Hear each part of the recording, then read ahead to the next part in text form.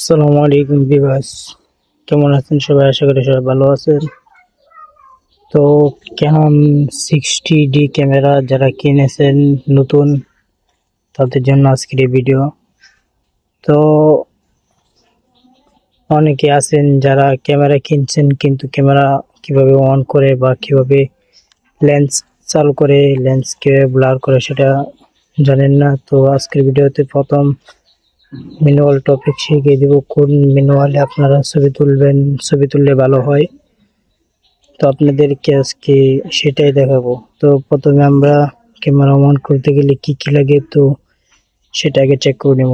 তো প্রথমে আপনারা এই ডান পাশের সাইডে দেখবেন, এখানে কার্ড ওপেন লেখা আছে। তো এটা অন নিচের দিকে দিয়ে এটাকে করবেন, করার পরেই দেখেন এখানে একটা মেমোরি আছে।